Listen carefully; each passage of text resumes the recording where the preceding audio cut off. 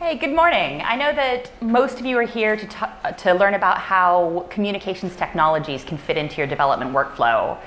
And we're going to sort of do something a little bit different. We're going to fuss at you about how communication needs to fit into your development workflow. And because so be very, very gentle with us. This is the first time doing a joint talk, and we've decided to go full danger mode and use 2 clickers. Maybe like that. I swear to God, I'll end you. This will happen a lot. Edit that out of the video, right? No.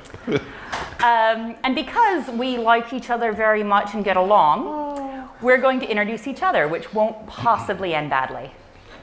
So Jess is awesome. She's my favouriteest friend on Twitter, and we have some very polite arguments about all sorts of wonderful things. She's also been head of developer relations and is an awesome person to work with in general. John is okay mostly. Oh, he's better at clickers than I am. John works on the developer relations team with Salesforce, and he's a Closurian. That's not right a real thing. He's a Clojure enthusiast who does some really interesting educational outreach projects around Clojure. So if you've ever wanted to give it a try, talk to somebody who's not John, because he'll just go on for about 45 minutes. At least. And because both of us like to work, we're not going to call out a specific time that this happened. We are going to give you an entirely fictionalized account of when communication tends to go wrong in development processes. Because this is very, very fictional, John is temporarily my boss. Yay for me. Happy days. So I'm going to pretend to be a new project manager that's come into a company, just meeting Jess for the first time, and I'm going to be a wonderful and gracious manager, honest. So hey, Jess, it's really great to meet you. I can't wait to work with you and your team. I've heard such amazing things from all your bosses and so on. No tears whatsoever. It's all really exciting. And we've had this idea for building an app. An app's going to be so innovative, so disruptive. We're going to delight all our customers. We're going to basically change the whole marketplace. Everybody's going to be using our name. It's going to be even bigger than Twilio. That's our goal. We just have a few kind of features that we'd like to kind of throw in. So we think that, yeah, give you a week or two just to get up to speed, and you'll be able to kind of build it, and there should be no problem. And I'll see you in a couple of weeks. Is that fine? Yeah, that week. I think that is completely fine. So I'm going to go away for a week or 2, depending on whether or not I have Civ 5 on this laptop. And I'm going to go and do some things, and I'm going to come back. And John, wonderful John, I have built you a thing. It is the perfect thing. I don't know about disruptive, but here's the thing that you've asked for. Hey, Jess, thanks. It's great to see you again. Oh, that's the thing. Well, it is a thing. It's not quite the thing I was thinking of. In fact, I don't think you've really got this idea of it's going to be amazing. I don't think we're going to beat Twilio with this kind of thing. It's still kind of miles away behind the awesomeness of Twilio. So I think you need to go back and think about this and look at what we've given you and kind of make something a bit better. Okay. I'm just going to go take the thing and make it better. Yeah, a couple of days, just tweak this, and this, and it should be fine. Just make the thing better. Yeah, that's fine. Okay, yeah, that is fine. And of course, this has never happened to you in your place of work. No. And me, no. But in this very hypothetical situation, whose fault is this? I warn you that I was a school teacher for a long time, and I know you've had a lot of interactive, raise your hand, woo, in the keynote, but if you think this is absolutely John's fault as the manager, put your hand up. Oh, come on, put your hand up. I'm way scarier than him. I'll pay you all later, thank you. And who actually thinks it's Jess's fault? Jess and their team. Come on. No? Anybody? I'll buy you a drink later on. Oh, there we go. There's a few people. They're easily pleased. I think that maybe it's a systemic thing. Maybe there's fault on both sides. But more your fault. No, I think it's your fault. But this very hypothetical situation, we're not going to ask you necessarily to put your hands up, but can y'all make a really pained face, just like a ooh, pull your eyebrows up. Have any of you had to rebuild something because somebody gave you bad communication? Somebody's like, hey, build me a thing. Oh, there's no, come on, just put your hands up. You know you want to. There's lots of angry and sad and unhappy faces out there. Like, brr. The thing I like best about the internet is I can get strangers to justify my arguments. That's like the thing I like third best, is like cat gifs, cake recipes, people backing up my arguments. So I asked a bunch of people on the internet if they've ever had this problem. And 2% of people on the internet lie. Who knew? Or they're building things that don't have any users all by themselves. So this is apparently not a unique problem. No, in fact, it's a very common problem. You've probably seen this cartoon before. If you haven't, simply we're going from how the customer actually explained it the first time. The product owner or the Scrum Master takes that kind of thing and basically goes through all the different people involved in this project, and it becomes something very different.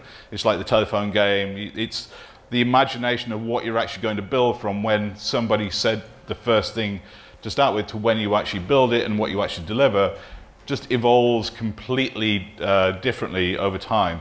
And especially when you come to things like documentation and billing, they get really creative when you want to actually bill somebody for all the time you've spent building this thing that's completely the wrong thing, and then you need to go and build the right thing, and then obviously you need to like triply charge them just to cover your own backside.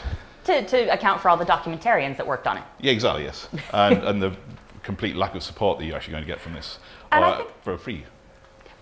I think that this comes down to a very fundamental thing across carpentry that doesn't really hold up for us in technology. Has anybody ever heard that you need to measure twice and cut once when you're building something? Yeah, this is great when you're building a physical object. When you're working with abstract ideas, this gets really challenging. Technologists, we like to see ourselves as sort of people working with logic, people working with facts, people working with the most true things that are possible. But at the end of the day, we're working to build very abstract ideas. We don't tend to measure twice before we start on the piece of material. Oftentimes, we're not even using the same unit of measurements as other people on our team. I absolutely firmly believe this. I think that the most important part of your development process is communication. The ability to speak to your users about what they need, the ability to speak to your managers about what you can deliver, the ability to speak to teams under you about what you expect. And I believe this so strongly that I will totally fight anybody who disagrees with me on the internet politely. My fourth favorite thing about the internet is I don't have to fight in real life. And Jess is surprisingly polite most of the time on Twitter, which is nice. Or maybe it's just me, I don't know. So it goes beyond just communicating. It goes beyond just having a conversation. It's actually trying to have an effective communication set up. So in our own minds, we build up this idea of what it is we are trying to achieve. We have already taken that journey in our own minds, whether we're the customer, whether we're the product manager, and even when the development team first gets this idea, they have this journey, but are those journeys the same? And so you do need to work together, because it's no one single person's responsibility to bring you all along on that journey together so you get to the same place. And it is really difficult, it's really challenging to actually be able to do this. And so, you have things like design storms in kind of Agile stuff, where you take individuals' ideas and you collaborate around those. You actually visualize and get all these things out, and then you can actually build a meaningful prototype. So it's not about upfront design, it's not about kind of designing everything before you start coding, it's about getting that shared vision involved in everybody's mind so you know what the destination is. And I think that that's really interesting. So again, getting strangers on the internet to back up things I firmly believe. You notice that none of the polls that undermined me are up here. But asking programmers how much time they spent just head down coding, just doing things hunched over the computer by themselves. Again, we had about 6% of people which are very clearly lying, or the exact same folks from before just working by themselves without a team. And actually most people reported that they spent around 50% of their time doing non-programming tasks. And I can go ahead and link to this in the notes, but people talk again and again about being in meetings, about working with users, about working with their team. And a lot of people talk about how this is the largest part of what they spend their time in. So we've been talking for quite some time about why communication is very, very important. why it's the most important thing. And y'all totally believe me, right? Yeah, totally. Right? They're kind of almost Like, you absolutely believe me, right? 1, 2, 3. Yes. I love all the eyebrows. Just like, no, Jess, get off the stage. Too early. But that's not especially helpful. I think looking at why communication is so challenging is much more interesting. Yeah, sure, absolutely. So in the good old days, back when we were all kind of living in the jungle, all we had to kind of worry about was we see a tiger, we run away from the tiger. We see food, we get the food. We see mates. John, you don't need to kind of go any further than that. So life was pretty simple. We probably got more exercise as well, which is really good.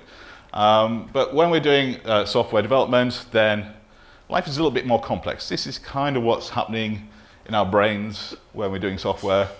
This is kind of my visualization of what's happening in my brain with what's going on, and it's all a bit crazy. Is this what the process is like at Salesforce?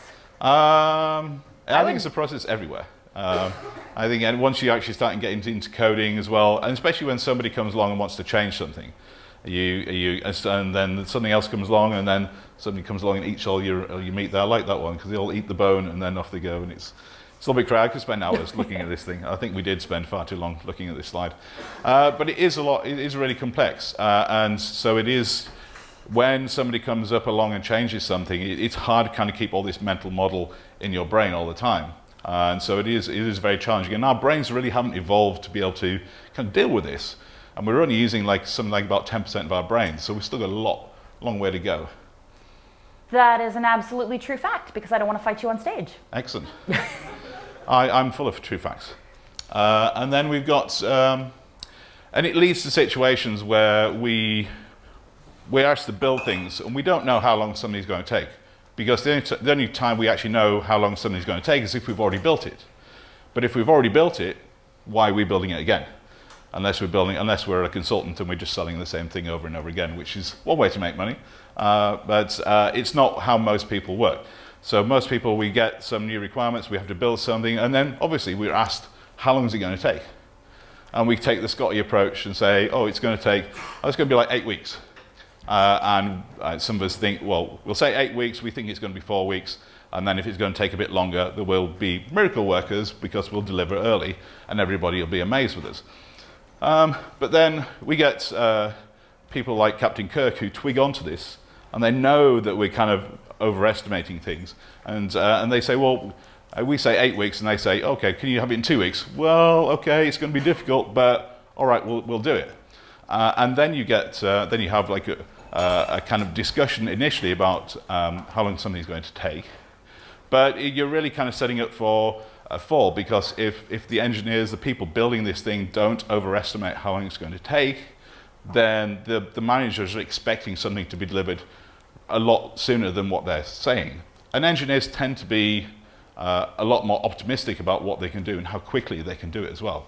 So you're kind of definitely leading yourself up to a fall if you kind of get into this like Scotty deceptive. Having never seen Star Trek before, I'm very, very sure it's about software engineers bickering in space. That's true. So we've talked to you about how communication is the most important part of your development process, and you all sort of like politely nodded, so I believe that we've got converts here.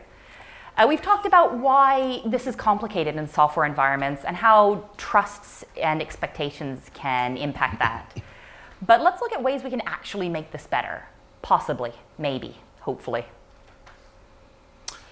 So one thing we can do is listen. And that's a lot harder than it sounds, because listening to somebody is very difficult, isn't it, Jessica? Pardon? Because it's not just hearing the words, it's actually listening to them, actually absorbing what they're saying. Hopefully that's what you're doing at the moment. But when you're having a conversation, when there's two people, there's a tendency to want to think or even like prepare to say what you're going to say next. You're kind of thinking about just what you're going to say next, and therefore you're not listening to what somebody's actually saying. And this, if you do actually listen, it's not just about being polite. You actually get to understand and empathize with somebody. You actually get to see things from their perspective. If you're listening deeply and very closely to what they're saying, then you're not just hearing the words, you're kind of almost experiencing it from their point of view.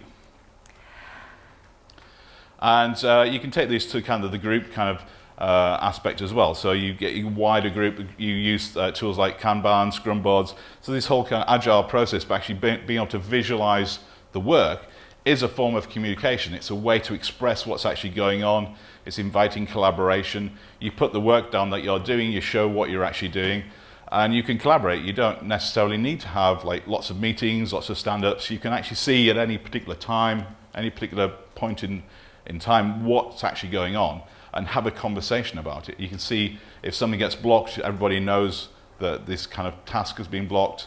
If somebody needs help, you can kind of show it on the board as well. It's a way to bring and invite people into the conversation.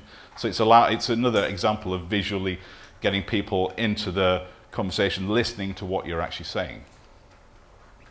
And it stops things like managers kind of doing pointless things, because managers have value to the organization, but coming up and chasing and micromanaging what you're doing is not very useful. And just saying you need reports done by Friday when you know they're kind of due by Friday is not useful. And sending out memos and so on, it's very kind of wasting everybody's time and energy. And it's also very kind of demoralizing when somebody's coming to tell you the same thing over and over again. And if you go and watch Office Space, the movie, you'll see kind of lots of examples of that taking place as well. So I've been, two clickers, eh? 2 clickers. I'm not looking forward to this, but I've been told that there is a communication process that involves asking why 5 times to get to the root of what people are saying that can really, really help determine what people's goals are. Why? Because you want to have a clear idea of what people are actually asking you for. Why? So you don't misunderstand what they want and deliver the wrong thing? Well, why is that important? I swear to God, look, just stop. So there is an art to doing this that is incredibly annoying, which I've just done there. But it is a really important technique, a really valuable technique to kind of not just look at the surface request. As kind of people, we have emotional, logical imperatives that drive us. And so a lot of our things that we're asking other people have come from an emotional space rather than a logical space. So if you just take what somebody says to you at first glance without asking why, then you might not be getting to the real underlying root cause or root desire that they actually want. So actually asking them, hopefully a little bit more politely and a little bit more respect, you can kind of drill down into what was really needed. And we kind of work down there and we kind of think, well, people want to come to Signal to have a really great time and enjoy themselves and learn stuff and go away being motivated and excited to go back to their jobs. No, that's it. And one thing I'm really, really interested in is the idea of collaborative conflict. Everybody can go ahead and pull your eyebrows up again. Does anybody have any kind of interpersonal conflict in your workplace? Yeah, for those of you watching on the video, everybody went, no. I'm really interested in the idea that if you create workplaces that have equal access to space to speak, people feel that they're in a risk-free environment to go ahead and have their voices heard, you've got an incredible opportunity to turn conflict into something that's driving your development process forward. Conflict's always going to happen. But let's give an example. If I'm working for a company that has an open source and closed source product, both doing stuff in the same space, I'm going to have a lot of different people with a lot of different perspectives and ideas around this. If I let people set themselves up as advocates for different perspectives, say, do you know what? John's this really hardcore open source guy, this true believer. And I'm really sort of very enterprise, very locked down, very, very start shirt. Quite. When it gets time to look at where we're allocating time and where we're allocating resources, we can both come in. And if we believe we're both going to be heard, we can use productive conflict to say, I really think that we need to go ahead and put this feature on the closed source side. I think we really need to look at monetization for the product. Yeah, I suppose so. Maybe. Not everything open source. Maybe most things open source. Yeah. But by having different perspectives in your development process represented by individuals, you've got the opportunity to use conflict, not combat. So ideally, people disagreeing politely and disagreeing in ways that are productive to really push you forward. If I firmly believe that the enterprise product needs these extra things, I'm going to be really, really dedicated to make sure I'm championing for that. And and we've seen this in some of the companies I work for. You get people who are kind of running teams that are focused on security or DevOps, and they're not there to kind of dictate how to do things. They're there to kind of advise people. They're advocating the fact that you should do DevOps, so the fact that you should have security in your applications as well, and kind of being kind of like the best, not defining the best practices, but pulling in what are practices that people are actually using in industry and helping people have the awareness there and allowing them to make informed decisions about what it is that are actually building and how they build it. And so another technique that's really useful, I've used this many times before, is 6 thinking hats, Edward de Bono. And this is really great for parallel thinking. So you're getting everybody to think in the same kind of mindset at the same time.